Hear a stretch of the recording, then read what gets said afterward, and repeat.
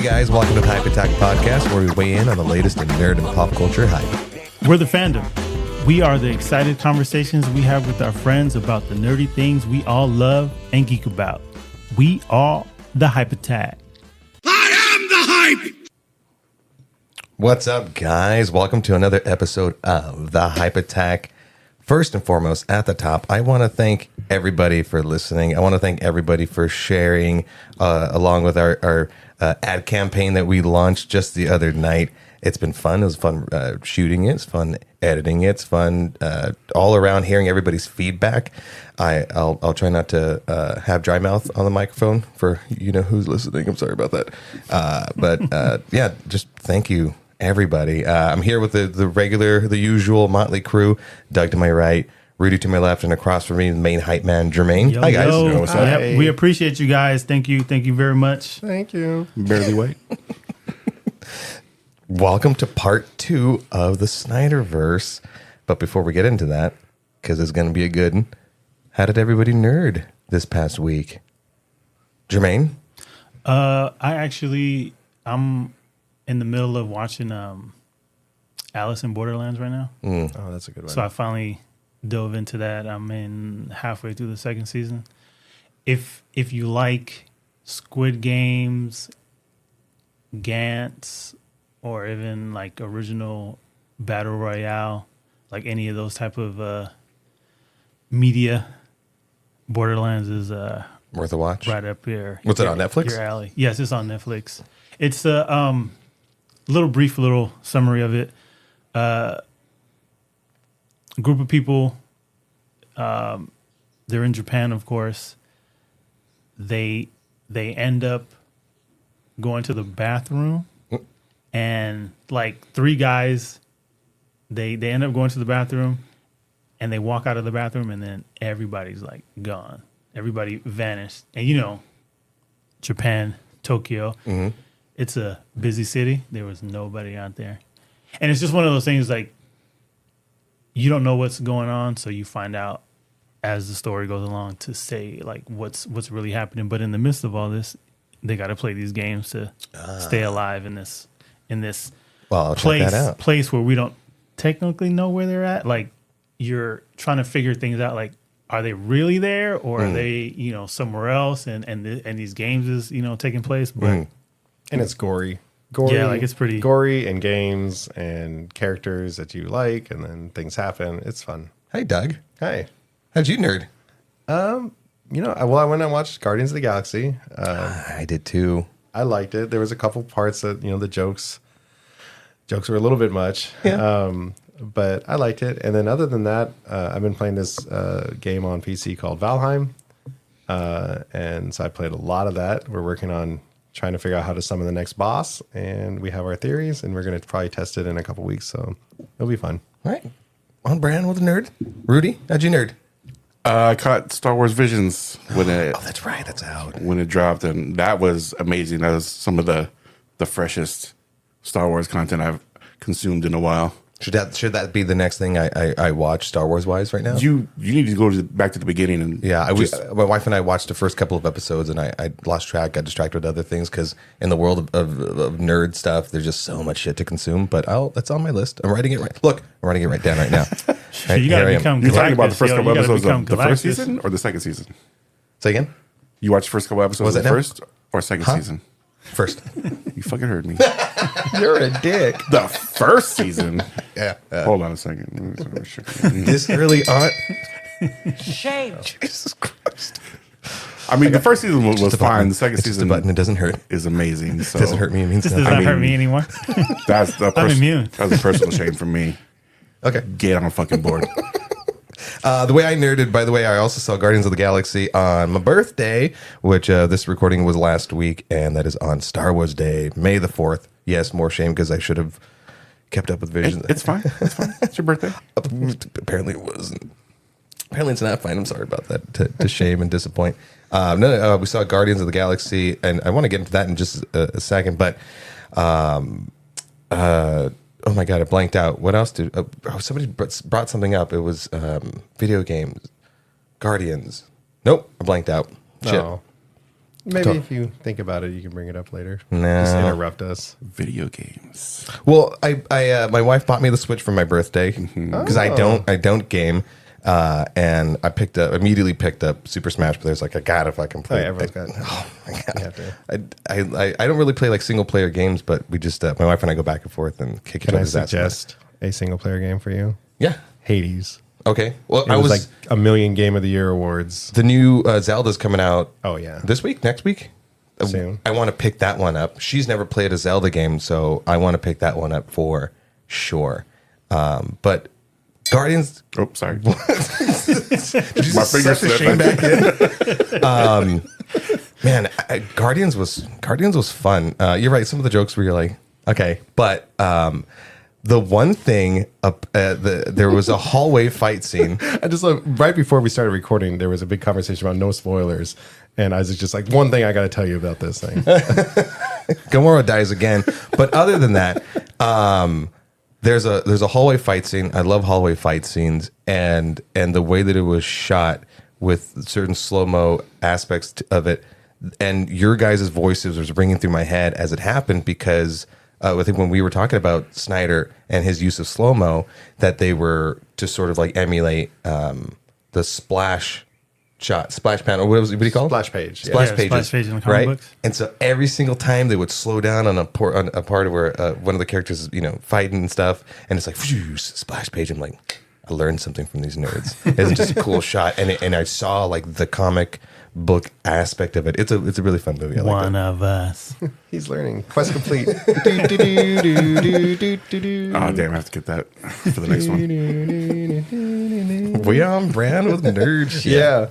All right. So, as mentioned, this is going to be part 2 of the Snyderverse / DCEU conversation. Last week we covered Man of Steel and BVS. We really heavy-handedly talked about how An hour 40 worth. I apologize, but I don't apologize. we mentioned just how complex, or actually coincidentally enough, Zack Snyder just did a Q&A about BVS, and he mentioned how BVS was a multi-layered movie that had a lot going on to it that perhaps the audience didn't want or wasn't ready for. And that's something that, we touched on a lot last recording. And I think we want to explain that we understand that it's totally possible for someone to fully grasp, fully understand all those layers, all that complexity, and still not like the movie. We're just expressing kind of our ideas and our opinions, and obviously we're never going to be the type of people that are like, oh no, you're wrong. We might say it, but we don't mean it. Right? Exactly. We'll say it probably a lot, but We won't tell you We're to your still- face. We won't tell you to your face. Yeah, Once- absolutely. Once you leave, You're absolutely entitled to your own opinion, but you're tacky and I hate you. yeah. but You might get hit Come with that back on the shame second bell. one, by the way. School of Rock. with all that said, like Doug said, this is, our opinion, and our take on the Snyderverse. With that said, though, there are things in that universe that I didn't like, but there's things that I did like about it. So it's not, a perfect universe, but we do understand that there's people out there that do not like it. So, which is fine. And conversely, everyone who's listening, you're wrong, we're right. This is all facts, fact-based opinions. My ass, come on. Yes. Yeah. All right, so where did we leave it off here? I don't know. I think we split the audience right now. I think back. the other thing we touched on was the idea that these were Elseworld stories. They went out of their way to call it the DCEU Extended Universe instead of just calling it the DCU. And so the next movie after BVS that came out was Suicide Squad, the first Suicide Squad, David Ayer. And I think that's where we really got introduced to the idea that this was not the normal DC universe, because we had, most obviously Joker, Jared Leto's interpretation of Joker. Harley Quinn was different. I think Amanda Waller, she was portrayed the same, I guess. Yeah, that's a pretty good point. So, guys, thoughts on Suicide Squad? Real quick before we start that, because BVS didn't crossed that $1 billion mark that all these movies are measured as successes or failures now. Going into Suicide Squad, David Ayer was kneecapped pretty bad about changing the tone of his movie from, that dark, gritty, tone that all these movies started with, and trying to make it more friendly, more funny. So there's almost as much of a call for the Ayer cut as there was for the Snyder cut. Yeah, because I think Yeah, doubly definitely. he was kneecapped going into it, but then I think Deadpool dropped, right? I could be wrong. Maybe we should Google when Deadpool dropped. But I thought I heard a story where Deadpool dropped. It did amazingly well. It was funny, and then that's why there was those infamous reshoots that got a lot of press. Yeah, same year. They had to go back, and the studio was like, no, make it even more funny. So they had to do all those reshoots, and that's kind of, to me, like, I loved Suicide Squad. I liked it a lot, but it almost did feel like two movies. I mean, there was literally two intros. Like the characters all got two introductions. There was a stylized, fun introduction, and then like going into the prison, and it's like, here's all the characters again. And it real quick. And it felt real. As far as like soundtrack, it felt real. What's the term? Needle droppy. Where it like Tarantino knows how to like use a song. Maybe it's an obscure song or not, and it really informs a story and stuff. This was just like, hey, this sounds really cool. Let's play it. House of the Rising Sun. Oh yeah, yeah. See, with these movies, like I feel like it's with the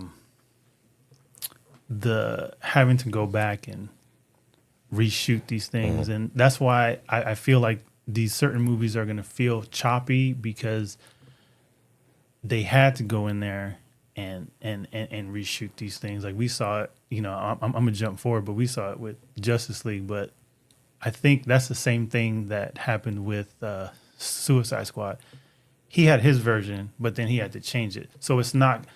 So the feel of the movie is going to be very different. And I've heard throughout time that when Zack Snyder was filming Justice League, and then David Ayer was filming Suicide Squad, like a lot of the actors and actresses said that these guys filmed so much of this movies, like you could almost make two movies. You hear that a lot too, in a lot of movies and a lot of superhero stuff. Yeah. So I know he still has his version out there, and Do you think if the internet pushes hard enough, they'll get it? I doubt. don't Hashtag know. Ayer cut. To your earlier point, David Ayer did tweet this. This trailer nailed the tone and intention of the film. Speaking about his first trailer for Suicide Squad. Intention of the film I made: methodical, layered, complex, beautiful, and sad. After the BVS reviews shell-shocked the leadership at the time and the success of Deadpool, my soulful drama was beaten into a, quote, comedy. Yeah, and that's Interesting. I think that shows. And Because, and it also beat it into a 26% on Rotten Tomatoes. yeah. And what's sad is that I think he said that his original was way more connected, even more to the Snyderverse. Like there was a lot more like tie-ins to what Snyder was trying to build. Which, going back to what we were talking about last time, was something that we were going to see, was like this really gradual building up of the whole world, which is one of the reasons why I liked Suicide Squad so much, is because it showed us a living world with metahumans. And I really appreciated seeing these characters that had powers, but they weren't world-saving heroes and they weren't world-ending villains. They were just a gangbanger or a crocodile living under this city, or, like, it was cool to see just like that, and like how the government was responding to it. And then just all the fun moments. It was cool to see the Flash. That was the first time we saw the DCEU Flash. Real quick, taking out Captain Boomerang. Yeah, it was just a little quick cameo. And then we got a really cool like classic Batman taking out Harley Quinn and Joker. Like, it was just cool to see these things, and it was like, this is a world. And we were only 3 movies in at this point. And you saw like a cool interaction too, where Batman comes upon Deadshot, and Deadshot, played by Will Smith, just slaps the fuck out of Batman, and subsequently kills him. Spoiler alert. Sorry, guys. Didn't want to ruin it for you.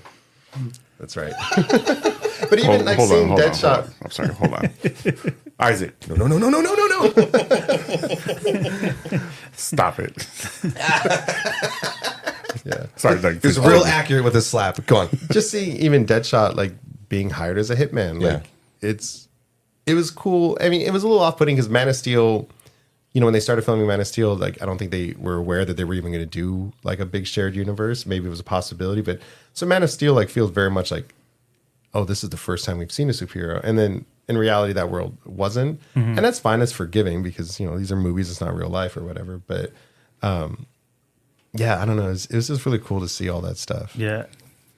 And I'm one of those fans, you know, whatever you want to say, nerd, that I'm okay with a reimagine or a different take, you know, of Batman, you know, Superman, you know, whatever it be, you know, from X-Men, you know, to any Marvel things or DC. Like, I don't need the movies to feel exactly like the comics. Like, I'm okay, you know, with it not, you know, them grabbing all the material from the comics and putting it into the movies. Like, I'm okay with a different take on these characters or this world.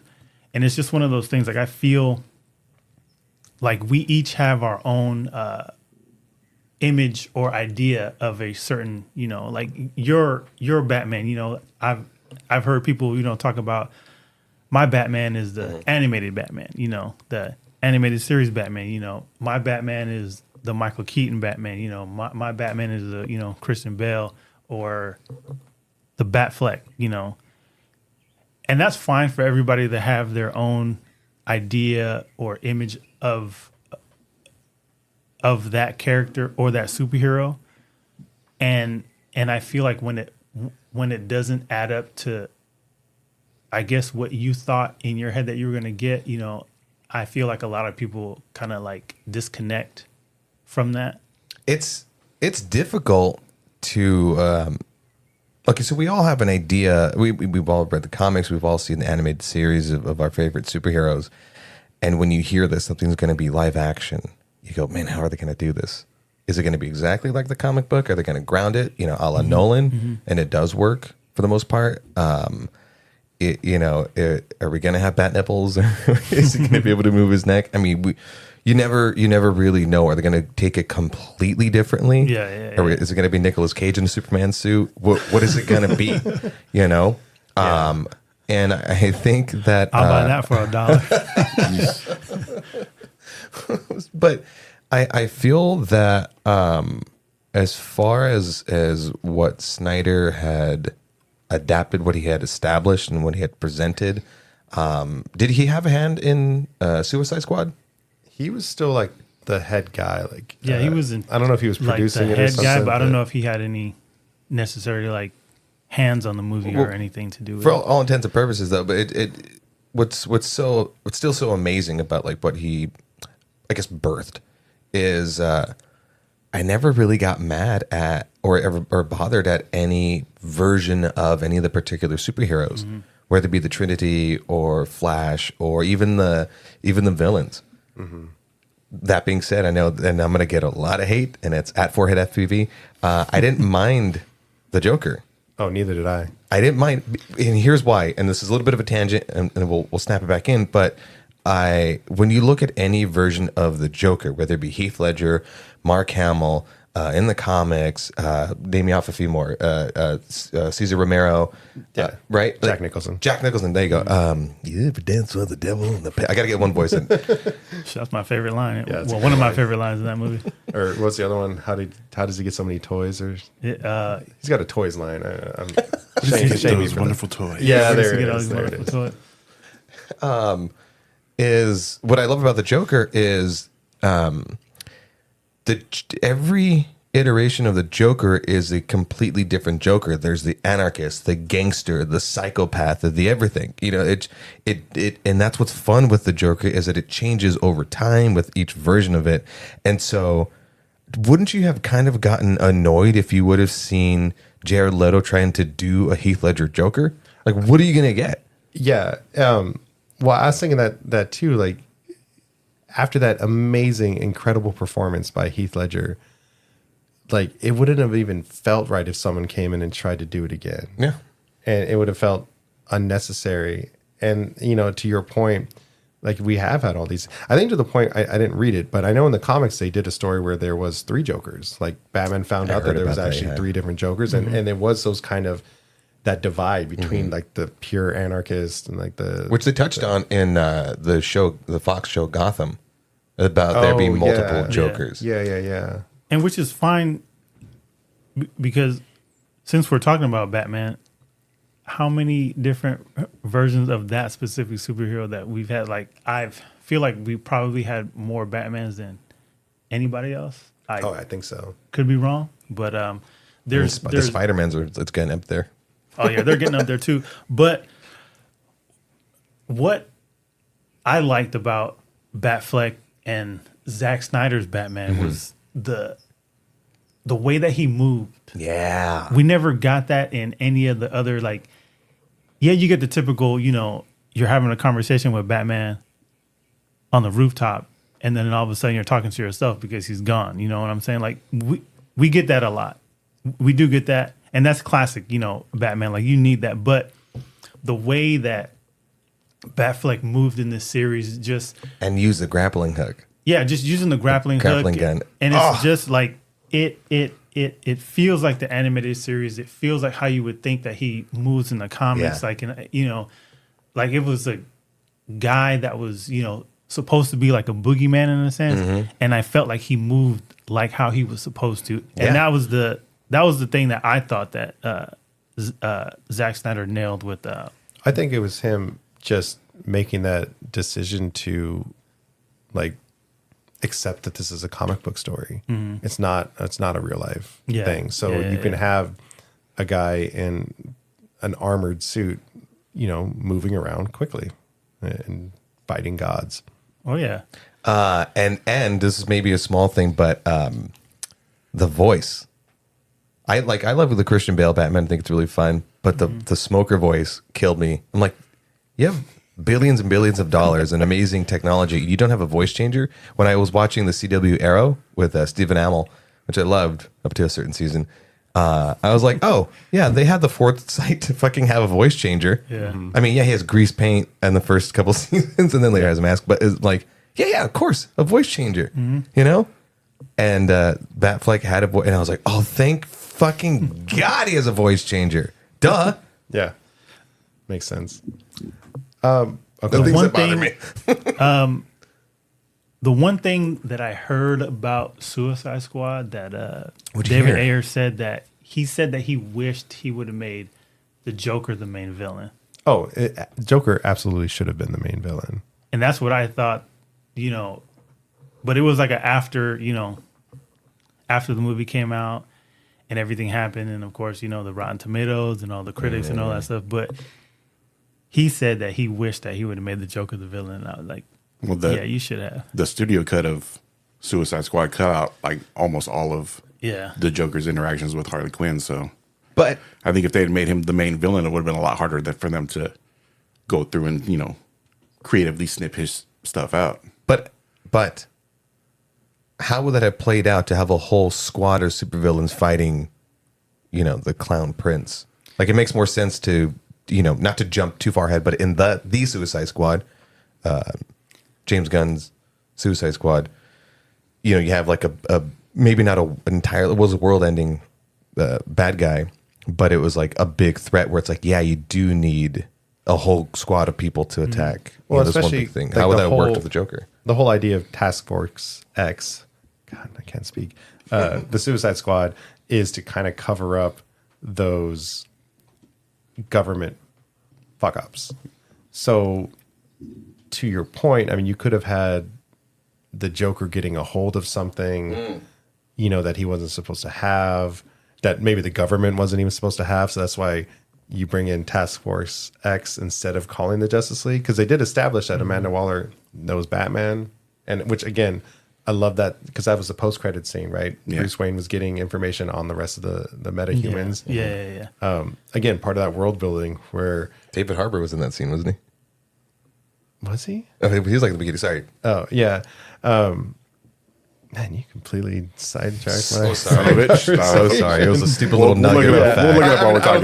think I had much more to say, but I'm sorry. no, it's totally fine. To the earlier point about how much influence Zack Snyder had on the Suicide Squad, not really. David Ayer was making his own movie. That cameo scene with the Flash, though, that was shot by Zack Snyder and given to David Ayer to put in his movie. So that's cool. Probably because they wanted to establish like a visual style for the Flash. I'm assuming. Do you guys like the Zack Snyder Flash suit, or do you guys like this new So Flash glad suit? you asked that question. I'm real particular about the Flash suits. Even like going back to Grant Gustin's CW Flash, where every iteration gets a little better and a little better, whether it be the emblem or the way the suit looks or the fucking yellow boots. You know, I actually didn't mind like the whole armor plated, what is it, Teflon or whatever, speed resistant suit. Yeah. I thought it looked really cool. It worked, and it's, I think what's always fun, what's always cool is because he's sort of newish. So you're like, okay, yeah, he's not going to get the final suit, Ezra Miller final suit. And now in the 2023, the Flash, he's going to have his final suit, nice and skin tight and yellow boots and, his ring where it just fits all in there. I still don't know how that works. Now, do you guys like the cowl with the Chin strap? with just the mouthpiece all out? Yes, or with the chin strap? I like the chin strap. I'm not sure. When I Yeah, I kind of dig the chin strap. when I Like, saw I'm just the- used to the I'm used to seeing my superheroes, like especially X-Men. Like I remember there was a time where X-Men in the comics, everybody had some type of face, Yeah. design or some chin guard. Like I'm just used to the chin guard now with superheroes, but I don't mind it being open because I think didn't Captain America have like different variations of his helmet, like some open and then he had like the chin think so. strap in certain. I imagine just from a movie making point of view, the chin strap would make it harder for the actors to deliver their lines clear. You know what I mean? Like if you're going to have something, especially, those suits are probably a lot more stretchy than what they used to be because, that was part of the problems with even the old Batman suits. Like they can never Yeah, turn their heads. yeah. So I imagine like, a chin strap might give you a little more muffled thing. But No, to answer your, the CW Grant Gustin, they had that for like a majority of, and it looked didn't watch a lot of it that. looked really good. It did. It looked really good. And then when they went to like the whole, did you see the one where it's just like the Yeah, helmet? yeah. And the no chin strap, just like this recent one, it feels weird. Everything interesting. else looks super fucking cool. And then minus the chin, I'm like, damn it, if you would just, it would have been perfect, in my opinion. one interesting thing about the Flash having that kind of armored suit was Batman didn't. We were so used to seeing live action Batman's having like an armored suit. I mean, he obviously put on the armored suit to fight Superman, but Oh yeah, he needed that. like Batman was in a normal kind of rubbery suit. Yeah, and the Flash was in an armored suit. I thought that was kind of a fun little. But they in Justice League, I think it was in Justice League, they showed when he's I think it was it in the 2017 Justice League? Anyways, there's a scene where Wonder Woman's kind of helping Bruce take his suit off, and you see that it isn't just like the rubbery suit. That is like the Under Armour. Not, he has not Under all Armour that brand, but like I wish. Sponsored. I think we've gotten a little off. But speaking of Wonder Woman, Yeah, speaking of Wonder Woman, that's awesome. Segue. Wonder Woman being the next movie in the DCEU / Snyderverse. This is one that Zack Snyder actually co-wrote. So he did have his hand in this. Patty Jenkins directed it. I have to say that trailer. I mean, I know the theme at the time for trailers was that like incorporating sound effects into the music or whatever. But I think there was that scene where she was like using the shield blocking the bullets and it was like hitting the beats of the music or something. Like that trailer was awesome. I still love the music for Wonder Woman. Like Still the best fucking her sting. theme. Her theme song is like You find that? the best. Like Yeah, I can find it. I have that in Want it my right now? my gym workout playlist still to this day. That Wonder Woman, and when it hits, oh yeah. No, somebody lifts the headphone on and you hear Wonder Woman. Zack Snyder was talking about that that music and his little Jermaine's twirling to Snydercon. change. Sorry. That was awesome. Sorry, guys, I gotta go change. What do you want, man? There's a phone booth around here. You were saying, What was Snyder saying? He was talking about the first time he heard it. Like he went to, who was it? Hans Zimmer that did that. He went to his like personal studio in somewhere in Santa Monica, and like he played it for him, and it was like his clothes were completely blown off, and it was like that first version that apparently survived all the way to that being like the final version they used in the movies. man, Like that's awesome. cool. that was That's just cool. that good off the bat. everything Hans Zimmer's Zimmer, fucking yeah. good. Yeah. Oh yeah, once I heard that he was behind it, I was like, because I do love the Gladiator soundtrack. Didn't That's a good one. BMW get Hans Zimmer to like make the chime that their door makes when they open it up or something Shut like up. that? Yeah, I can something see that. ridiculous. I think I read that story somewhere. Oh my god, I'm looking at like the list of movies that Hans Zimmer's been involved in. It's a lot. I'm not going to go down the list, but Yeah. it's a ton. But Wonder Woman, I mean, I thought that was a really good movie. Oh, Some of it the was action, solid. like the story was pretty good. You know, Chris Pine is Chris Pine. He's fun. That's what I was thinking. When I saw Dungeons and Dragons, I'm like, yeah, Chris Pine, Chris Pine. I mean, wasn't one of the advertising things for Dungeons and Dragons like this is the most Chris Pine you'll see Chris Shut Pine? up, really? I swear to God, I saw that. Like this is the most Chris Pine performance you'll see Chris Pine deliver. Advertisement. Yeah.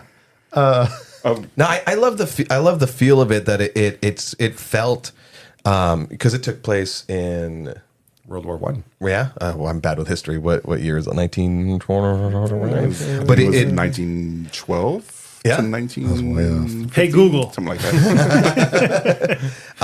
But the aesthetic of the movie, the cinematography, the just like the whole look and feel of it, and the color usage, it like retained that feeling of like old timey wimey, and it was. But what was still interesting though is because the story of Wonder Woman is she lived on Themyscira and had zero technology, and this Amazonian woman, and then gets shot into the modern world, and she's like, "Ooh, what's this?" Even though it's like old timey wimey stuff.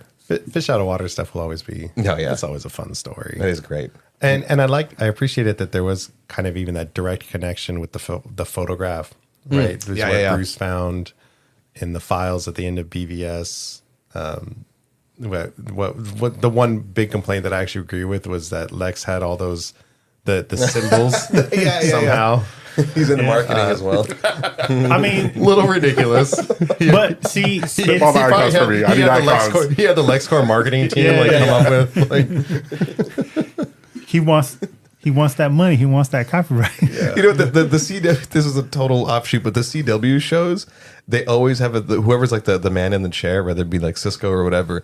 They always are like, we got to name the bad guys. What's their name? What's their name? It's always like a fucking joke. Yeah, they always throw around. I always kind of like that though. In any sort of show where it's like you got to have a reason why someone gets a weird name or how the Yeah. heroes know the villain's name. It's like it's kind of fun to just have that Yeah. goofball character or whatever. Like we got to give him a name. See, but with that Lex thing, how he has all the logos and all that stuff, I remember seeing it and I was like, I'll allow it. It's just one of those things. Like, I get it. It's quicker to get everything established, and I do like that cyborg origin Oh yeah. story. Definitely. Like, even though I'm jumping around, but that to me just made so much more sense, and like that was his origin story, and And we get more of it. We get more of it later. it But was just there in that footage. I'm so sorry. Speaking of jumping around, I want to jump back to Suicide Squad because I do want to say that I go think ahead. Katana. We don't allow I think Katana should have had her own movie. I think it could have easily been one or two movies. I love the character. It ties into Oliver Queen with Green Arrow. They've done some cool stories in the comics with that. And Karen And in the Arrow. Fukuhara.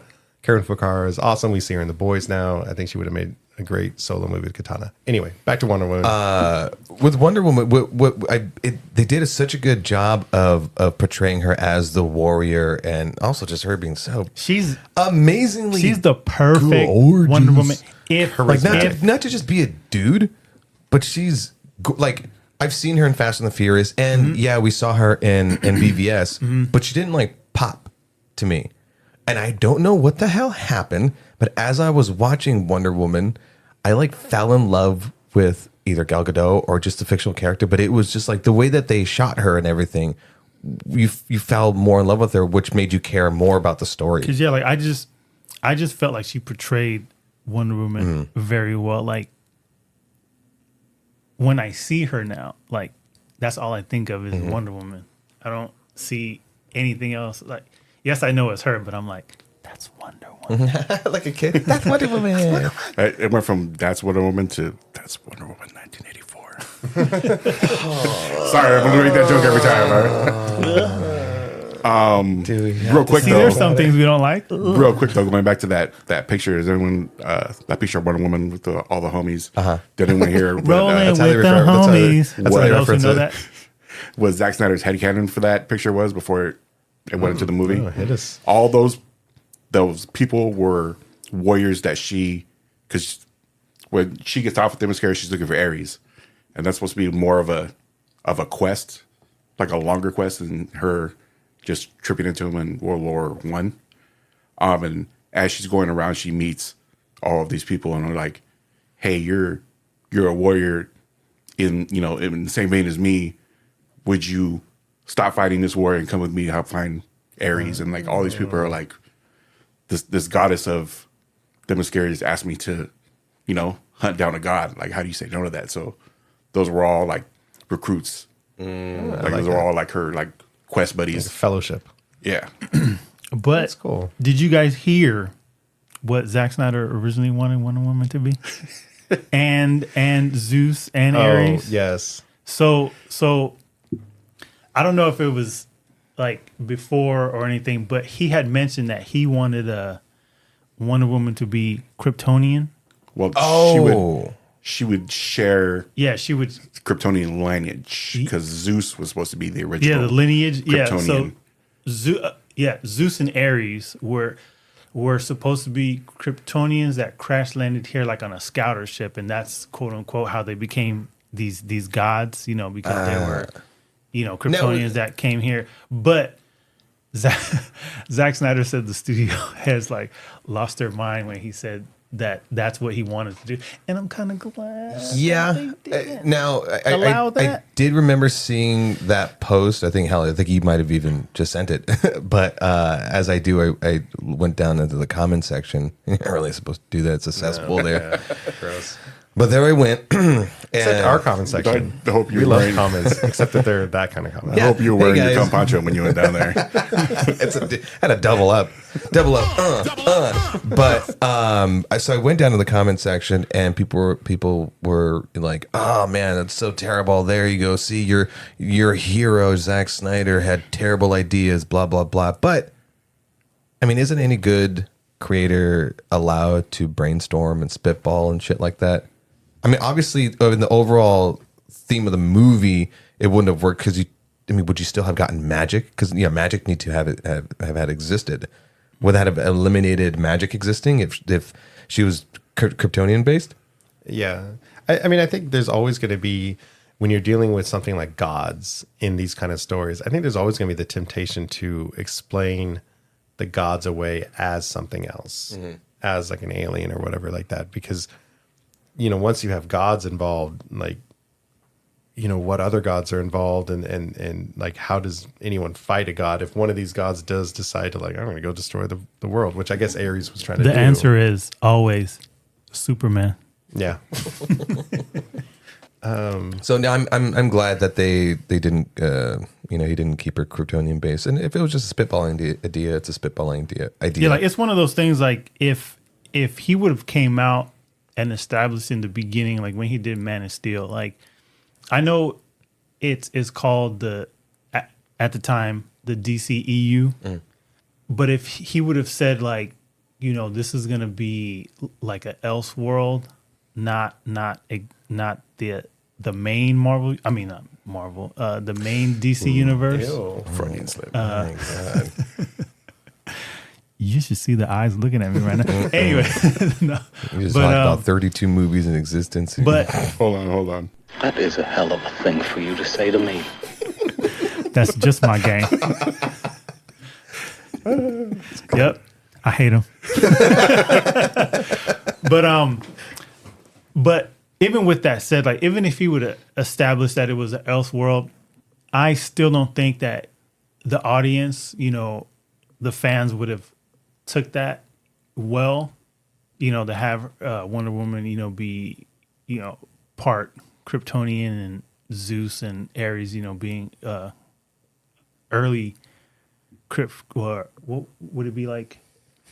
Early Crips. Yeah, early Krypton. Well, I think it would just be a shame to reduce the breadth of how much the DC universe has. Like Yeah, there's that already there's established so world. many aliens and gods and this and this and that. I mean, you look at the Green Lantern Corps. I mean, there's millions of aliens. Like to reduce it to like here's another Kryptonian connection. You're taking all of it down to just a couple planets again. Like Yeah. I think it would have been. I mean, if he wanted to go the alien route, it could have been fun. Like if the gods had crash landed and they were a mixture of aliens. One of them was Kryptonian. One of them was this or that. Like that could have been a fun, thing to explore on its own. But to just make them all Kryptonians and then Wonder Woman's like it didn't need to be done. I'm glad it didn't go through. Yeah. Oh yeah, definitely. Like I'm 100% on the studio side with that decision. That's like all of Star Wars being held on Tatooine lately.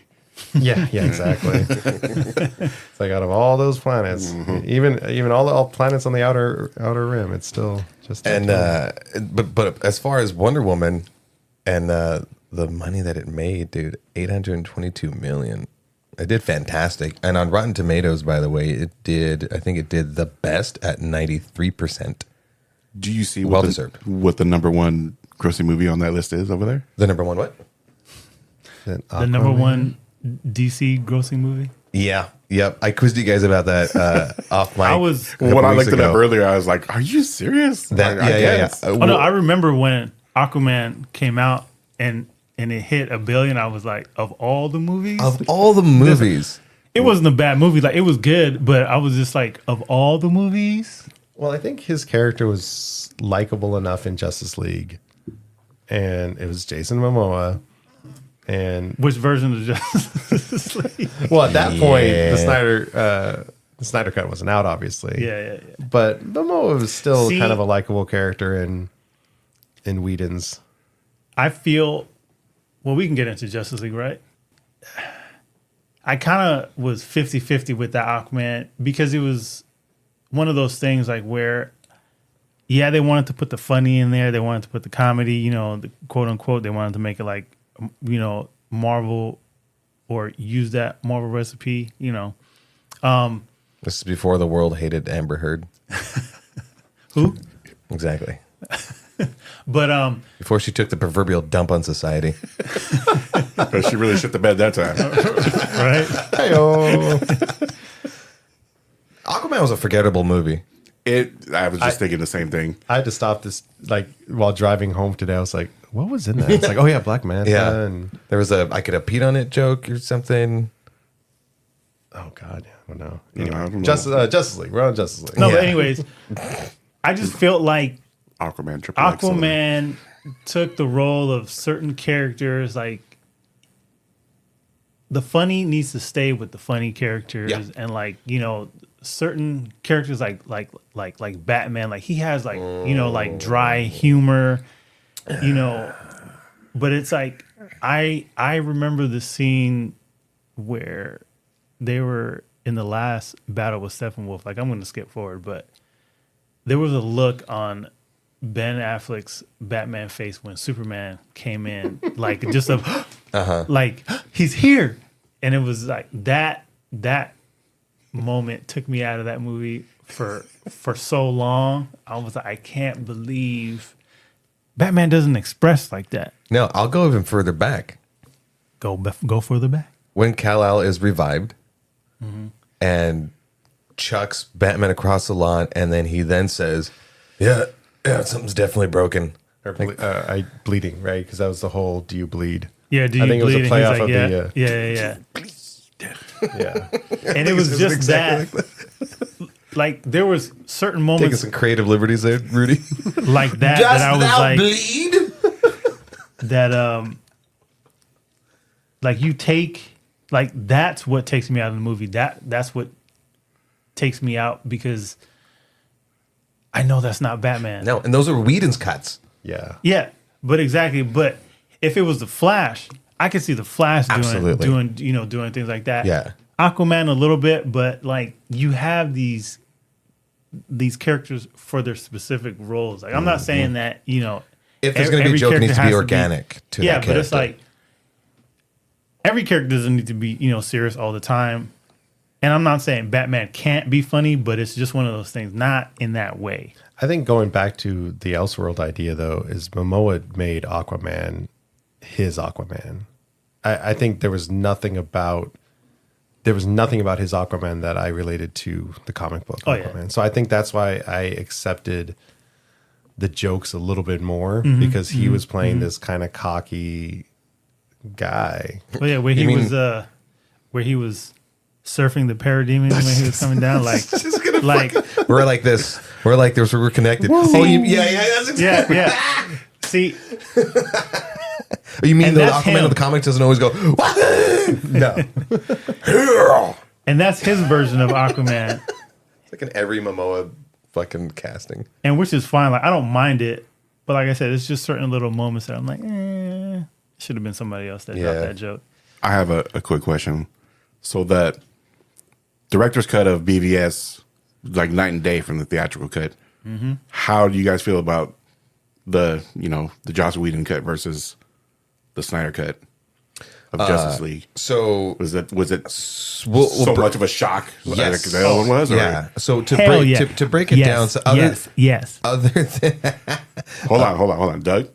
Oh, I was gonna say it's almost unfair to compare them because it's like the story's the same and there's a lot of the same scenes, but Dostoevsky, whatever. the Whedon cut was a short little thing, and Snyder's cut was this big 4-hour long epic. Lawrence of Arabia. And I mean, even though we got the quote unquote Snyder cut, I'm curious if I don't think that's if the studio allowed him to release, like, stick with his plan of making multiple Justice League movies in this, I don't think that's what we would have got. That Snyder cut, I don't think is what we would have got. Oh, no, in for the- sure. He We would wouldn't have have got got like that. two movies. Yeah. Yeah, it would have been cut. So I think it's unfair to compare him. Snyder cut's way better. Not just the story and not just like the added scenes and not even the fucking CGI'd mustache, but just the color usage that Whedon used. It was just everything was too brightly lit. Everything was too coiffed. You know, I mean, like you look at Whedon's Batman or Whedon's Bruce compared to Snyder's Bruce, and other than like Ben Affleck having a bit of a weight change, it was just like, you know, one's too coiffed and like perfectly shaven, and you know, and the other's grizzled as he should be. You know, Snyder's. It was just terrible color. Like he was afraid of using Snyder's like, you know, dark color palette. You know, like the whole scene is in Chernobyl. No, it wasn't in Chernobyl, but the whole fighting scene with Steppenwolf, you know, it's all like colored red and everything's brightly lit, and it was really distracting and looked gross. But I feel like Yeah, it did. I feel like That was Chernobyl, by the way. yeah. that was a little bit of the studio, as in, you know, they wanted to tone, you know, they didn't want it so dark and gritty. Like they wanted to add a little bit color to it. But 'Cause I do know there was still, I mean, you know, it is still the director to put up the fight and to retain their vision. You know what I mean? Like a studio's gonna notate the shit out of anything, but it's up to that director to be like, fuck you. But I feel like he came in to try to finish a movie, you know, just to finish it. Like I don't necessarily feel like he cared about it too much, because I mean it wasn't like his baby, you know what I'm saying? Like if you Yeah. just come in and like, oh, we need you to finish this project that's, you know, halfway done, or I will give it to Whedon. I think done. one of you guys had pointed it out that the thing that he gave us was the scene Oh, where the beginning? Batman, where Batman's Yeah. chasing down the Oh, the parademon. beginning scene. Yeah, well, I'm gonna give him that. yeah. Oh, I'm gonna give he, Whedon he that. deserves that credit. Yeah. Well, that one credit. last time we touched on Snyder's artistic background and just his decisions, such as the slow mo, creating a splash page. He filmed Justice League in that 4:3 ratio, and he did it. Which, when the Snyder Cut came out, people complained about it because it's like, oh, I got these black bars on the side of my screen. It's not filling up the whole screen. But he did it to emulate the comic books again. And I mean, one of the big things is we have these characters in these cool super suits. And when you're filming in widescreen, you never really get to see the full suit. You get like the upper body. And if you watch the Snyder Cut, you'll see a lot more like full bodies, like shots of these heroes, which is awesome. But so going back, when Whedon took over, it was into like go back to 16:9, go back to normal movie stuff. So even a lot of the framing was so weird and different because they basically had to crop off so much of what Snyder shot. And then so not only were they changing the color to make it brighter, They're changing the composition. they were changing, exactly what all was supposed to be seen in the shot. Fun. Yeah, Jesus. Snyder's pretty creative with things. Oh yeah, that's great. I mean, again, a guy that cares about the source, cares about the source material, and in that if he were to change anything, it's gonna just really be fucking awesome. Yeah. I still like that the little detail with Superman's cape that it's not like a real cloth cape, like when you see it like flapping in the wind.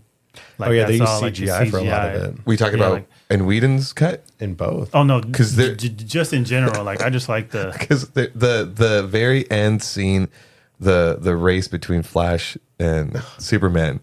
I saw a clip of that a couple of days ago, and the fucking cape looked terrible. It just moved super unnaturally. they do have like when he's It was really bad.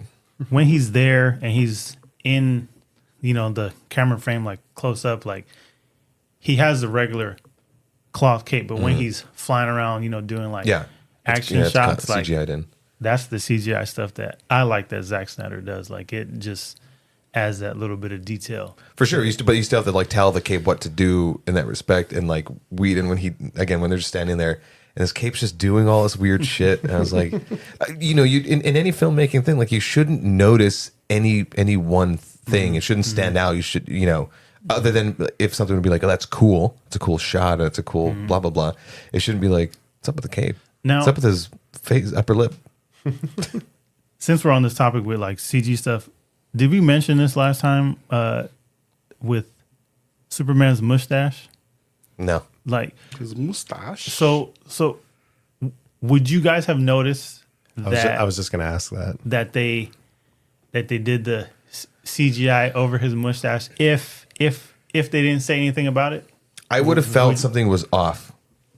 Doug has a point about this. Oh, yeah. Well, I remember Which I agree with, by the way. sitting in the theater, like listening to people. And when the scene came on, you heard everyone, oh, there it was. And it's like this internet meme culture, I think it takes away a little bit from stuff because something that like might not have even been that big of a deal.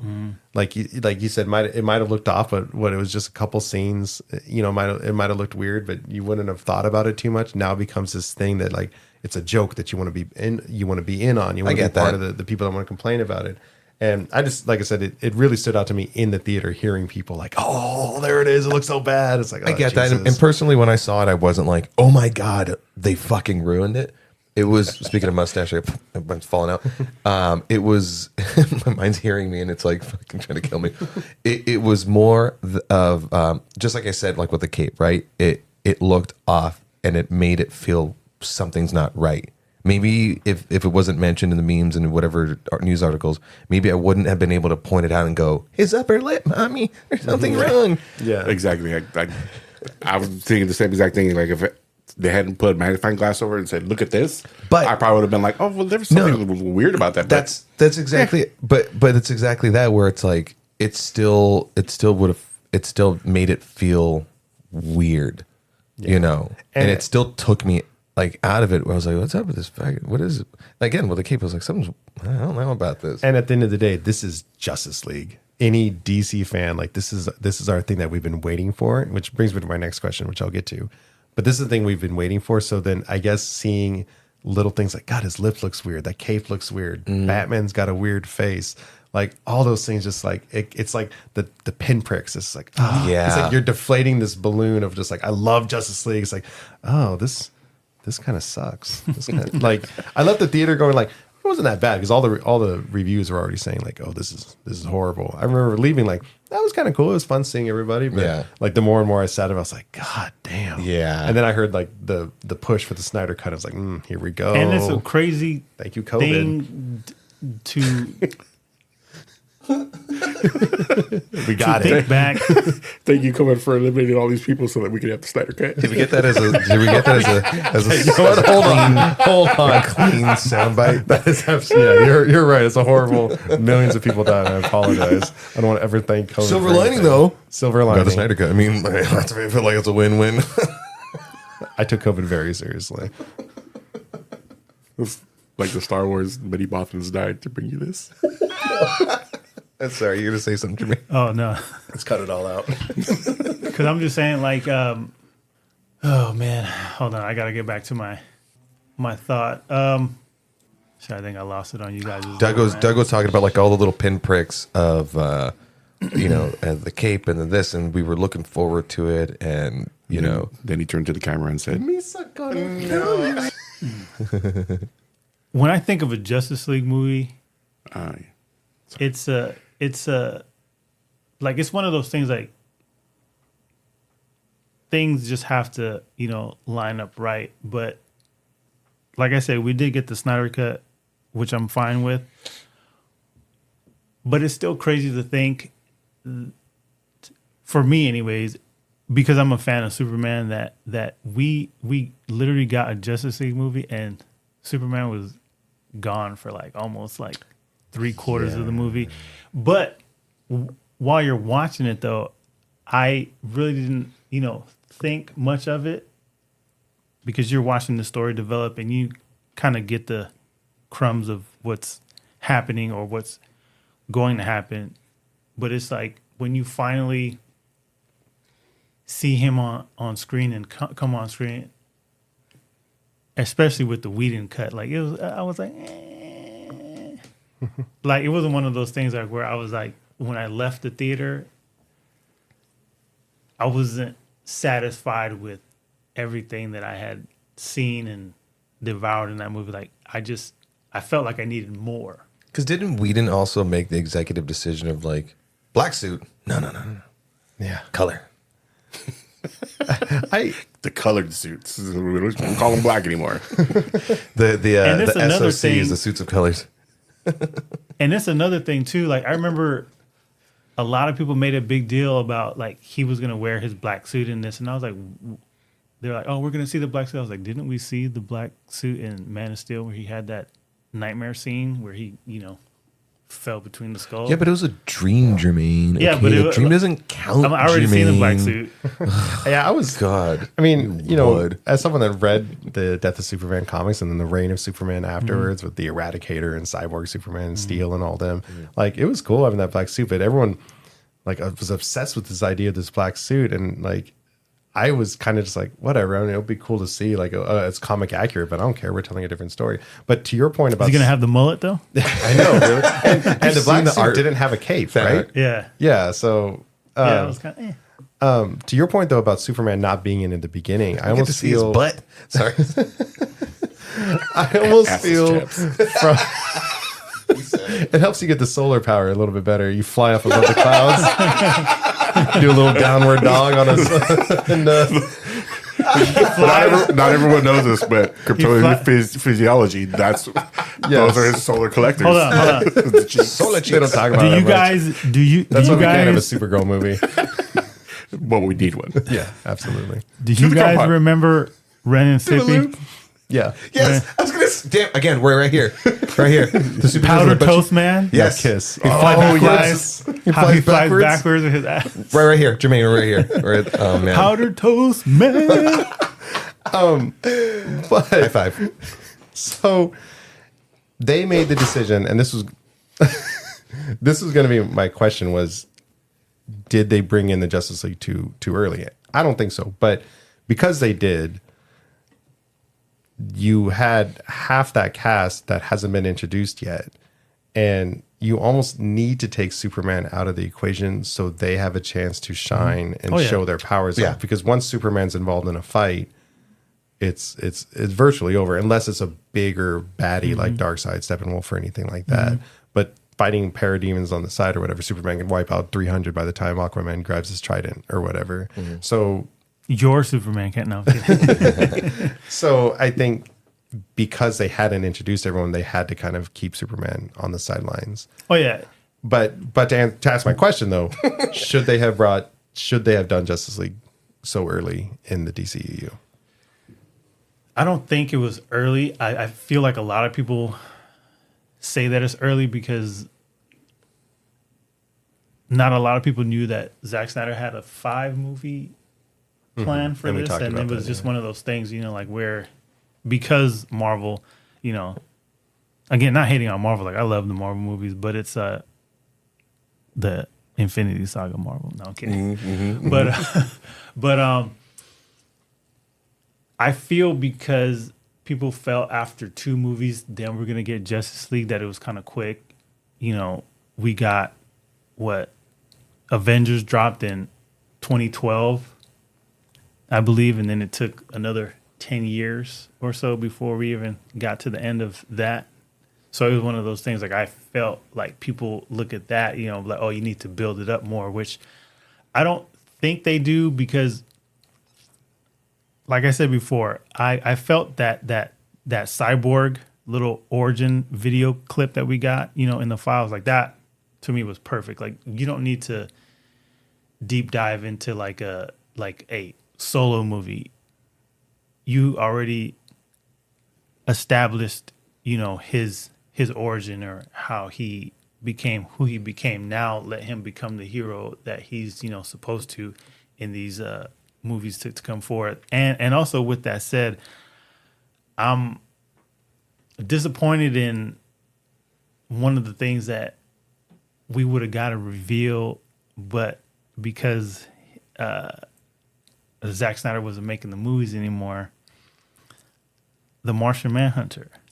Oh yeah. Yeah, but wasn't that supposed to have been Green Lantern? Well, he had wanted Green Lantern at the end of was it? I'm sorry. Yeah, Yeah, you're right. Justice So League. Martian Manhunter was supposed to have been the general. Was it right? at the end of BVS that That he wanted. like who was supposed to come visit Bruce? Was it at the end of BVS? I think I it was at the remember it end was of in the Justice trailer. League. I remember it was in the No, in the BVS trailer there was. it might have Was- been Justice League. Okay, Because I remember they even had the actor cat. They even like shot some stuff with them. Yeah, they had a Green Lantern cast for it all, and I But think they decided to switch to because it was supposed to be John Stewart, yeah, it was supposed to Green be John Lantern, Stewart, right? yeah. And the studio said, I believe they said you can't use him, but you can use Martian Manhunter, or he had to fight to get Martian Manhunter in there. But that would have been a good reveal. Like if we would have continued with him, like just seeing that he was already there. Wasn't it the whole thing where it's like in Man of Steel when he's quote unquote arrested and he's looking through the one way mirror and he looks at the general or whomever who is Yeah. actually the Martian Manhunter. Because of Superman's able to see through stuff, he knew that was Martian Manhunter and sort of was like, all right, this is why I trust you guys. Wasn't that sort of the hinted thing when it was revealed that that's who Martian Manhunter was? Possibly. I mean, it's a possibility. Like it could be a thing. And this is the thing that I say, like there's so many little crumbs and Easter eggs scattered out through that series that you have to, or being a fan and kind of understanding these movies and just seeing these certain things, like I knew that there was something bigger coming, like especially with Man of Steel. Like I say it again with that Brainiac, symbol, and he came out after the fact, when all these things were said and done, and he was like, I'm not doing this anymore. But Man of Steel 2, Brainiac was supposed to be the villain. Yeah, And it's just one of these things, like you see these things sprinkled, and just not personally knowing who Zack Snyder is personally, but you would think that he would have these things, mapped out and planned out. Well, going back to your original point, and it's not to Marvel bash, and it's not to Wheaton bash. Well, that's kind of what we're doing, but it is the world was as far as Marvel, the world was introduced to the Marvel world with Iron Man in 2005, right? And then X amount of movies later, you got the first Avengers. It was by phase. They set up the whole, as Doug has said before, like a formulaic way of, it's like here's the whole process of it. You got to have each individual movies, and then boom, the big group movie, phase one, so on and so forth. And so when people were introduced to Zack Snyder's, to Man of Steel and to BVS, and everyone's like, so this is what we're expecting, right? And Zack Snyder, the people didn't know what they wanted. It's like a common overall theme of audience. Yeah. We think that we want a thing because we saw it before, and it's kind of what influences some writers or directors to kind of fucking ruin a sequel sometimes. Well, the audience wanted this one thing, so we're gonna kind of keep. Everybody wants to follow the same recipe. Like if it's a good recipe, then you want to follow it. But with that said, like it's a thing. Like I'm fine with not having like a right. No, right. So that's what my whole thing is Snyder has been really awesome about presenting people with like, listen, audience, you don't know what you want until I'm gonna give you what you think you want. And then he does, and we're like, and he just wham, slaps it there on the table, and you're like, guess I wanted that. What I will say is Avengers had two things going for it. One, they had all the intro movies, so all these heroes got together, and we've seen them all before. But also the villain, Loki, was a character that we'd seen before, so we got just a big action sequence, a big them coming together. And so to go to Justice League, I wish they used Suicide Squad to bring in villains from Apocalypse. Like maybe the thing that the government messed up on was they had a parademon. Maybe they had the box. Like I feel like good. All of these movies, all of the hero movies, Marvel, the villains, like they don't spend enough time kind of giving us an idea of how bad these villains are. Yeah. Now Snyder Cut, Justice League did a really good job, like because it went to the history. It showed how the Amazonians knew about this, the Atlanteans Got knew to about finally this. see Darkseid in the Snyder Cut. Yeah, we got this, but I wish all of these movies would start using the fact that they do have these continuing stories to seed us with villains. Villain stories and backstories and stuff like that. Now, granted, you don't want to tie people's hands. You don't want to tell them like, okay, you have to write this, but you got to include this or this. But I mean, something like the Suicide Squad, where you just needed some baddie, they need to do that. like. I feel like the studios or whosoever is behind these things, they need to your point, link these stories, movies together a little bit better, because even when we were introduced to Thanos in 2012, it took forever for you to get anything on him. And I feel like the last couple movies for me wasn't enough. Like I wish he was in the background throughout the series, in the background, like doing something, so you would hear of Thanos. Like you don't necessarily have to have him in every movie, but if it was like even the end credit scene, like where he's destroying like a planet, Like he has his hand in it in some capacity. Yeah, looking for something. And, I guess that's also to Doug's point, right? It would have been all where you need to Darkseid based. establish these threats, and like to add to what Doug said, like when we read comics, like especially back in the day, I'll go with Batman because he has so many villains and so many the Bat family, but there used to be arcs where you had to pick up like a Nightwing, you had to pick up Batman, you had to pick up like a Superman comic, but everything was woven together and it was all leading to that final conflict. So you had crumbs in every comic book that you picked up. I always loved those, like I think they called them the big crossover events, because usually they'd have like a main title or it would, the main story would go through an existing title like a Batman or something. But I mean, my wallet didn't like it, but it was fun going to the comic book store and seeing like, oh, this issue of this character I don't normally get ties into that. It would be like maybe on the top of the comic, like tie into this.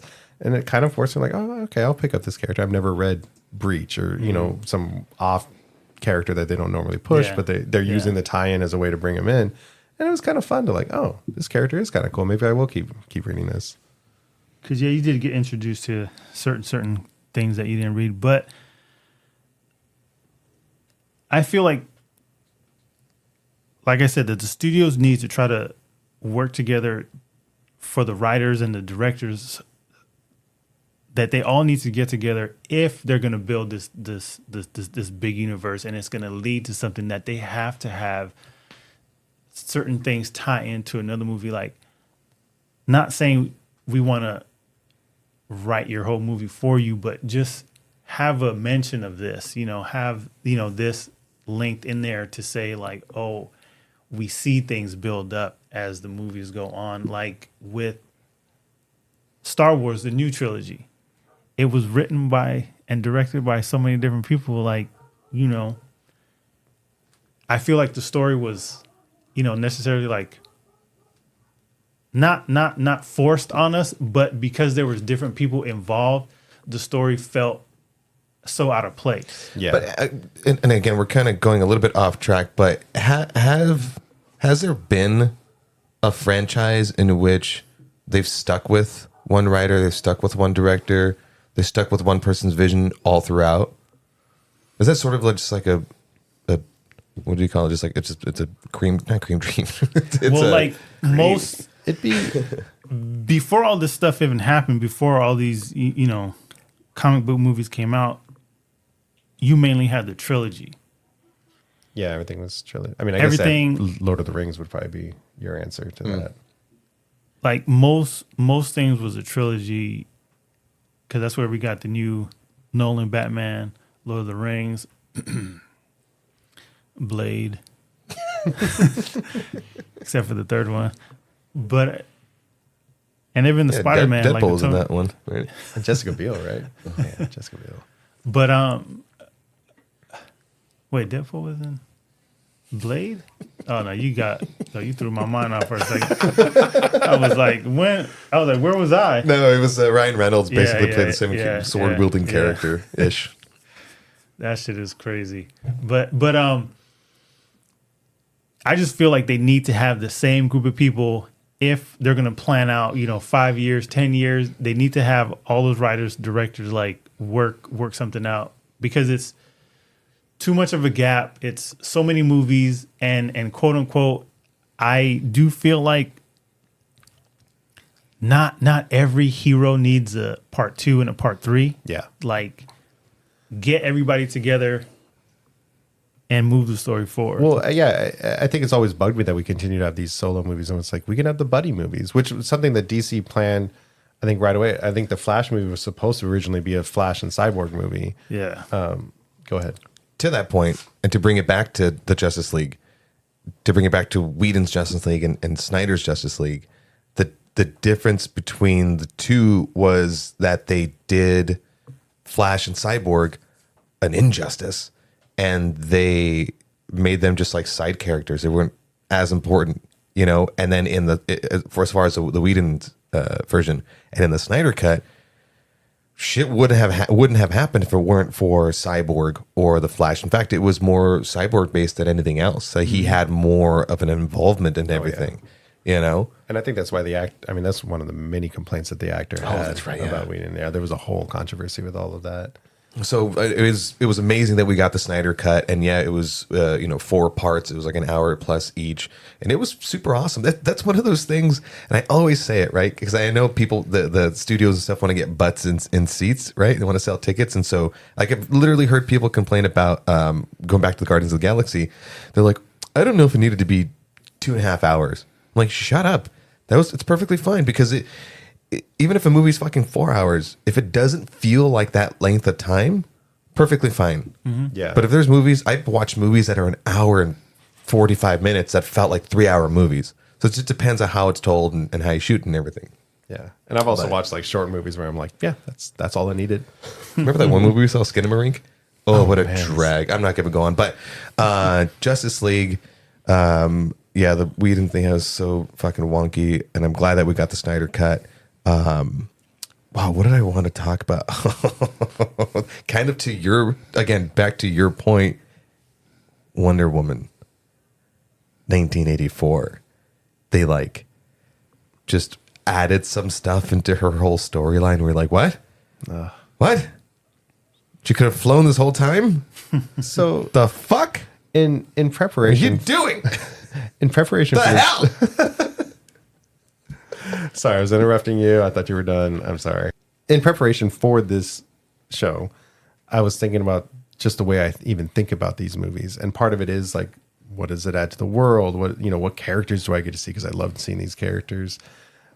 And Wonder Woman 1984, just from the get go, like it, they had established in BVS that Wonder Woman was like in hiding all this time, and Yeah. I kind of like that aspect of it. And and when they announced in 1984, I'm like, all right, cool. She's going to be doing some like covert stuff, or it's going to be like something cool. And it's like, no, like there's this giant world. Like, well, one, she's saving people in a mall.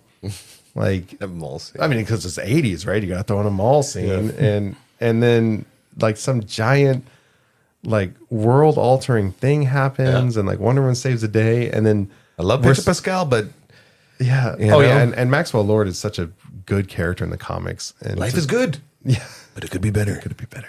I feel like that was like a waste of a movie, and also a waste of like you have Wonder Woman, right? Mm-hmm. And then you have Cheetah that's in this movie. Mm-hmm. Kristen Wiig. I need a moment right quick. Hold on. So Mute my mic. Go for it. Go. I'm sitting back. you have a powerhouse of a character, Wonder Woman, and a villain who's one of her classic villains. And you have like this moment that you could have the greatest epic fight scene, regardless of how the movie was. You could have had an epic fight scene. Like you have a pretty much like a gladiator, Amazonian warrior, Spartan, whatever you want to say, against, this brutal character, that's Cheetah. And then you have them swinging, and I thought we got that in the Amazing Spider-Man 2. Like, I just feel like they copied paste did that whole fight scene, because I felt like they should have been on the ground.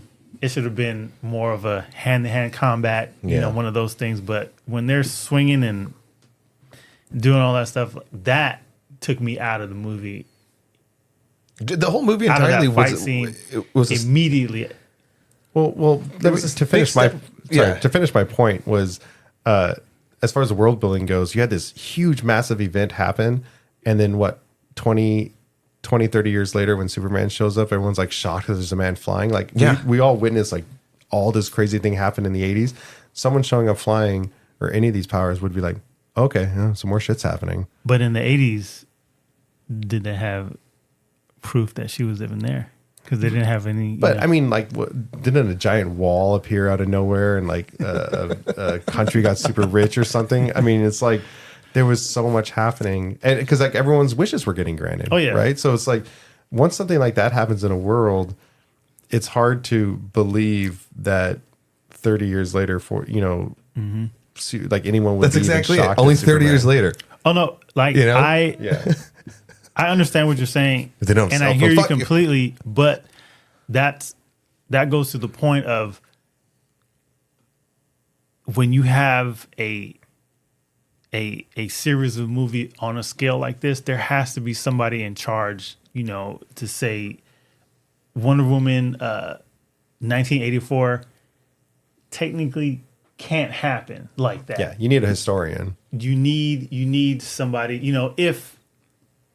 if that's the case. Wasn't Patty Jenkins did a 1984 as well as the first Wonder Woman, didn't she? Yes. But Yeah, Zack but Snyder the first wasn't involved. one, Zack Snyder had, like, I think he wrote.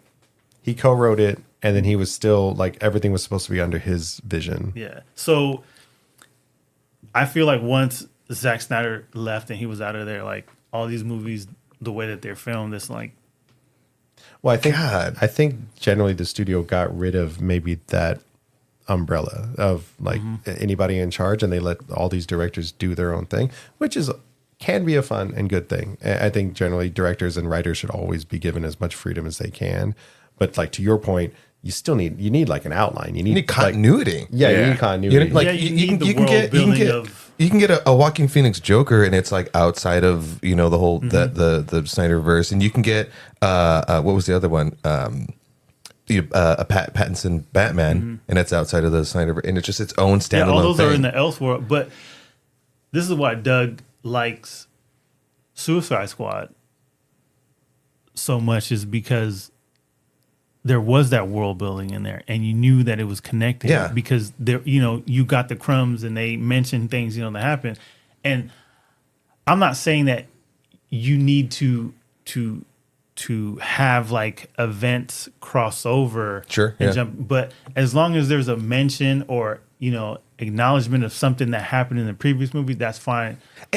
But it's yeah. hard for me to when I say certain characters shouldn't get like a part 2 and 3, I only say that to a degree because of when you have all these characters meet and then now they're going off and doing their solo thing. Like if it's like a big event, like look at Eternals in Marvel. I'm like, that was a big thing that happened, but it's like nobody else came to that, No one going And to I talk get about it. the Titan or whatever the thing in the ocean. yeah.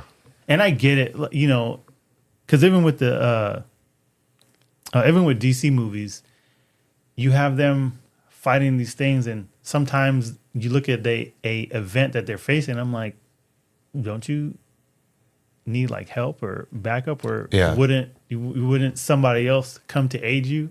But so going back to about like the breadcrumbs and stuff, and like having to mention, even if they didn't like have a little bit of a quick mention or anything like that's one thing, but to then completely just say fuck you and flip the bird to like and just say fuck all about the continuity to like what Doug was saying is like that's a whole different, and that's why 1984 just didn't work. It was a trash, big, bro. it was a big fuck you Trash. to the style, the overall style of the Snyderverse and that character of Wonder Woman, and just straight away from the continuity of the whole storyline. It would have been different if like if maybe it was Wonder Woman 2020 or you know what I mean, something like Yeah. that. But Well, like I said, they had, Wonder Woman, the COVID years. they had an opportunity to play Wonder Woman as maybe this kind of covert operative or doing her thing. They could have done multiple decades of her working behind the scenes, investigating something. I mean, considering this took place before Darkseid showed up, like they could have even had her like working Yeah. on that if they wanted to continue something like that. But let's also not forget that she date raped a guy I was about to or sexually assulted a guy. I mean, like, how full do I on. fit this in there? I mean, It's like raping again, you guys. we love Chris Pine, but they did not need to bring him back. There was no reason to that. I mean, everything. I mean, it's one of those movies where I felt like they just said, "Hey, what did people like? Oh, people like Chris Pine. All right, That's cool, exactly bring him it. back. That's People exactly it. people like special effects. All right, add some more in there. People like they want to see her swinging around. Like everyone, like the lasso. People were complaining about her not flying. All right, throw it in there. Yeah, people want to see the lasso. But- I think the funniest thing, also, sorry, spoiler alert to Titans, was at the time that trailer released, where they had Wonder Woman like lassoing lightning bolts and like swinging around. Wonder Girl in Titans got killed by lightning.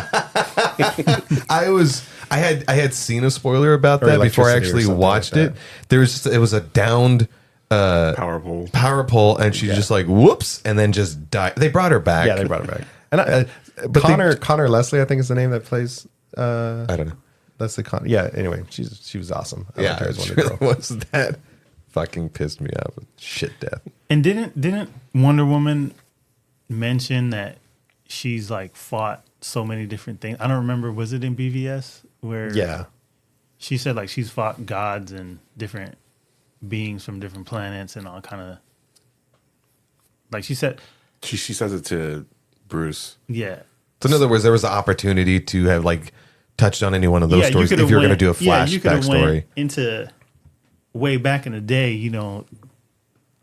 But like I said, I feel like once Zack Snyder was gone, They were just You we're know, just gonna make these movies now. A movie that was it was a nice change of pace that was still in the Snyderverse, where if people were looking for a superhero within the DC universe to have some comedy, it was Shazam. Shazam, I felt worked perfectly fine. Like I enjoyed it. It established that it was in the Snyderverse. It was a little bit more bright and colorful. It was more comical, and I think it worked with it. Like I didn't hate it. What did it get on Rotten Tomatoes? Yeah, They got 90%. Yeah, it was well received. Shazam's a great example of how to do a shared universe. I mean, again, going back to what we've said a lot about this DCEU, like it was such a living world. So to have kids collecting batarangs or the bullets that bounce off, like it's so cool to just think of a world like, yeah, you know what? If you had these kind of meta humans and Batmans and stuff, like the eBay market would be crazy, and like It was a fun take on like living in that world. yeah, and it's a cool way to show us that it was part of that world without like the cameos or anything like that. Like let these characters be. Speaking of cameos, I did like the first Shazam. I loved like his portrayal. Like that's Shazam. That's a character that you can have in the movie, for like the comedy release and all that stuff. Yeah, it's written into the character, even in the comics. I will say I don't think they should have introduced the whole Shazam family in the first movie. I don't know. It just kind of bugged me. See, No real reason. Keep your opinions to yourself, Doug. I kind of do That's the reason I'm agree here. with you, but I feel my only gripe with any of the Shazam movies is the fact that Black Adam, like he's so linked to Shazam, and I know they were trying to rally back for Henry Cavill to come back as Superman, but it took too long What a kick in the for nuts. them to make What a kick in the nuts. that movie, and to not have him even be in the presence of Shazam or have them that's true. just have like a But stare down. Can we talk about Henry Cavill coming back though at the end of Black Adam? I mean, we're on the topic of Shazam, so we might as well. Yeah, just it was get into like oh, we're not going to get Henry Cavill hung up the cape, and then we're watching Black Adam. Of course, it got leaked prior to that, but you're watching it, and there he is in his Superman in his blue and reds. And it was leaked like literally by The Rock, right? Oh, I have no idea. I think it was think The Rock so. that just But ruined the whole we thing. got him back, and we were like, yes, maybe now that we had the Snyder cut and finally got Black Adam, and it wasn't too bad of a movie, and sure, Shazam didn't have a cameo in it, which you're right, he should have, but we still got Superman, and now he's got to fight magical stuff, and then literally days later, they're like, oh yeah, no, we're not. Sorry, Cavill, we're all done. Just Yeah, kidding. because that was Discovery. I think that was the Discovery acquisition, right? Or the Discovery merger. I believe yeah, so. it was the merger that Yeah, happened. because prior it was like AT&T, I think. I could be completely wrong on this. But yeah, they were going back and forward, and they brought Cavill back, and they were like, okay, we're going to do it. Right, and he even like had to leave The Witcher oh yeah, because of it. I mean, Henry Cavill, and he's a Warhammer 40K player. So Who I was mean, supposed to have- I'm so sad that he's who's gonna be got playing The screwed Witcher? around, Chris Hemsworth's brother. That's Thor's brother. Liam Hemsworth. Yeah. Sorry, Liam. You're your own individual. Yeah, now Miley's got to buy herself flowers. You bastard, you bastard. I mean, going into like, I don't know, dream stories, they really could have done like a fun sequence of like Shazam fighting Black Adam, gets his ass kicked. Black Adam, because in the comics, Black Adam like tended to always kind of form like, a counter to the Justice League. Black Adam could have beat Shazam, gone off to what's his country? Kandak? That sounds close enough. Kandak. Bless you. Formed, some sort of counter to the Justice League, and then Shazam has to go get the Justice League to go fight. Like, Black Adam has the potential to be a Justice League level villain, especially if he's got his own little sidekicks or whatever. And like, they could have done so much, to lead into obviously the Superman versus Black Adam fight that we'd want to see. But they could have brought in everything Throughout the whole Snyderverse 15 movies, there was always like either in end credit scenes or little hints of like this person's going to be coming back in a later movie. I mean, Batman didn't get his own, Batfleck didn't get his own movie, and it was this whole thing. But it was like, there's Deathstroke, and by the way, I personally seen the Deathstroke mask. Yeah, I think we talked about that. Yeah. That's so awesome. And then we didn't. Still jealous. And there's just so many things throughout the whole Snyderverse that was hinted at that was possibly going to come back later, and then just the rug was continuously pulled out from underneath their feet. I think the silver lining of it all is in my opinion, Man of Steel was solid, BVS was solid, Wonder Woman was solid, and then to get the Snyder Cut was cool. Everything else was just like fun movies in between, in my opinion. Yeah, I mean, I wasn't really disappointed with too many of them. Birds of Prey, I think, is kind of a hot topic. That was fun. Ultimately, I liked it. I still that scene when she broke the dude's leg, that sits in my head. Man, that was brutal, and that's what made it fun. Is the fight scenes in brutal. that, so well done. The fight scenes don't get enough credit. I love in any movie where a fight scene is not just well choreographed, but also well shot, and it's that character is supposed to be able to fight that well, but also like the actor does their training to really have it show on screen. Because I don't know if we had covered this at all, but I remember talking to you guys about was it gunpowder milkshake? Mm-hmm. You guys liked it, but I was like, the fight, I love Karen Gillan, but it was just like nobody trained. It just looked like, okay, and a 1 and a 2 and then it hit swing and punch, and you could tell nobody had the training.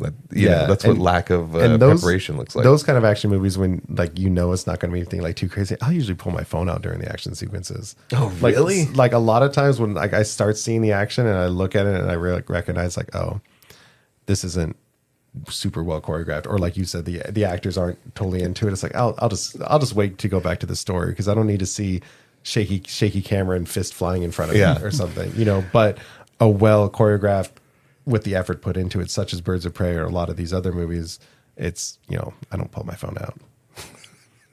I'm sorry, I thought you were going to go in a much more interesting direction when I said I pull my. Oh man, was that action? But speaking of Birds of Prey, nothing gets me hotter than bad action sequences. Just there's my kink, guys. It's more like bad action. Bored. Yeah, let me pull my phone out and something else. And you must not be married. I'll get through this. Margot Robbie was one of those people that was born to play that role. You know what I mean? Oh yeah.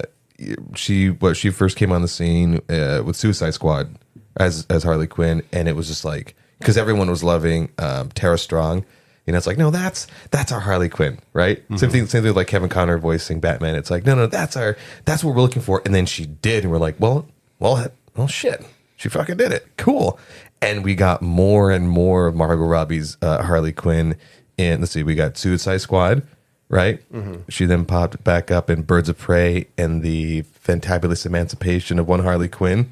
And then she got to come back in the Suicide Squad and had going back to the fighting, had a fucking amazing hallway scene where she's tripping balls, and it's fun, violent hallway fight. That was just goddamn cool. Yep. And that's James Gunn, who's now in charge of it all. I'm kind of bummed that we're not going to get any more Margot Robbie Harley Quinn. Now we have Lady Gaga. Well, Lady Gaga's part of universe. The Joker universe. It's the Elseworld universe. So, yeah, I know, but still. I mean, there's a chance that Harley... but I think Margot Robbie said she needed a break from playing her. But she's Barbie now. I want to see that. It looks so silly. I mean, if she wants to do it, I can't see them rushing to recast that role, but you never know. Yeah. Well... I mean, are we ready to wrap it up with a James Gunn conversation? Shazam 2, I'll say I thought it was pretty fun. And then again, spoiler alert, seeing Gal Gadot as Wonder Woman at the end, which was kind of fun because early on they kind of teased that she was going to be there and it wasn't her. And it's oh, okay, this is what they're going to do the same. In Shazam 1. Yeah. Where it's it's Superman, but it's not actually Henry Cavill's Superman. Yeah. And then so to see Gal Gadot at the end with the theme music. Still cool. Still love that. And just her presence. Sting. It's so... And the sting sounds like this. Thank you. Good job, you later.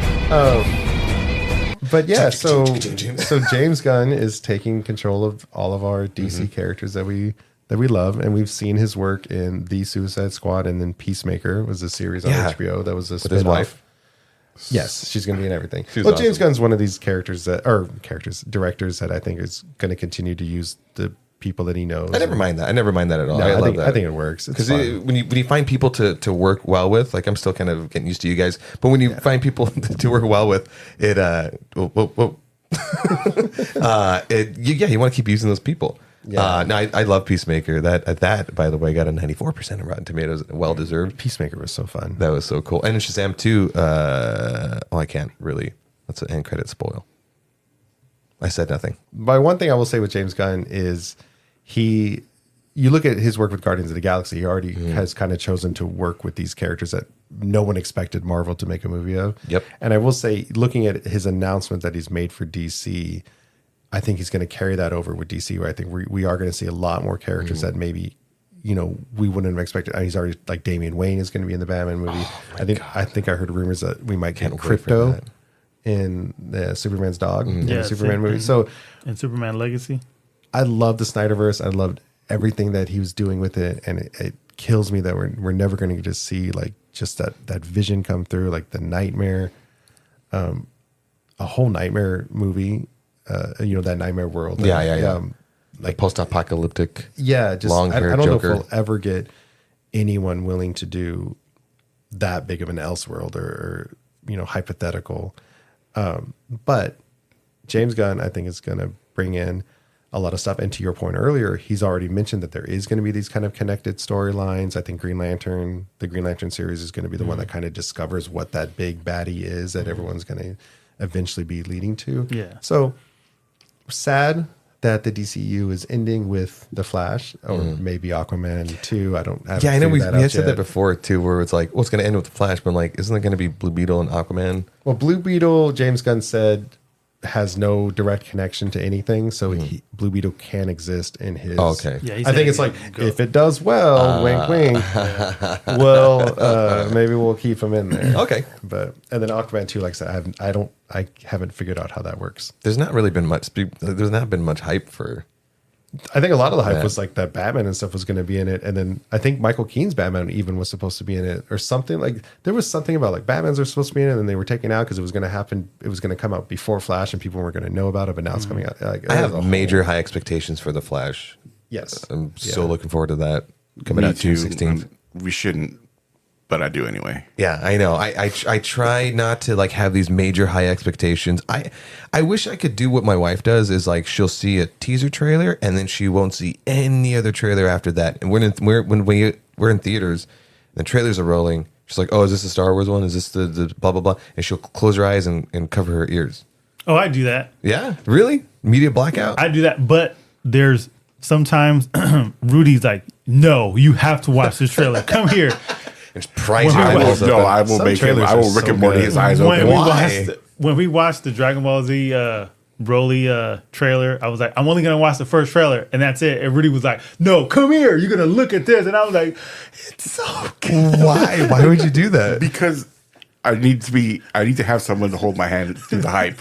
Okay, I can't be the only one. No. But after I watched the trailer, I'm like, I understand why you couldn't watch this by yourself. Over there So good. screaming and fanning myself. I'm like, no, come with me. Come with me on this journey. But on my final note, I will say, who they got to take the I don't know the The word. I'm trying to reins, the say. mantle, Yeah, the reins or the mantle. wear the cape, balls. wear the cowl. What? Who they have to guide the new Yeah. DC cinematic universe. I'm actually happy with their choice. Like Yeah. I'm very excited to see Couldn't have been anybody what, better. James Gunn is Could- going to bring to the table. Could we say this is one instance where everyone is in favor of gun control? Well done, man. I want to boo this man. No, that was I think you guys that is as good as plays as any to wrap all of this up. There was a 2-part Snyder talk. We love the whole universe. We're looking forward to what's in store in the future, and we're going to continue to cheer the new things on as nerds. Again, we're on brand. Again, thank you guys so much for listening to our podcast. Thank you for all the feedback and everything, and sharing on our campaign and stuff. Check us out at our Instagram at The Hype Attack. On Instagram and on TikTok. Tell us if we miss anything, if we needed to talk about some stuff. Hit us up in the DMs or in the comment section. Doug? Yeah, as always, just remember to continue the conversation. Keep talking about all this stuff. That's the whole fun of the nerd stuff, is the deep dive amongst yourselves and with us. And Oh yeah, we like to hear you guys' opinions too. Yeah, keep the conversation going. Hit us up. Let us know what we need to talk about. Alrighty, Thank you, we'll see everybody. you guys. Same hype time. Same hype channel. Ooh, Hype attack.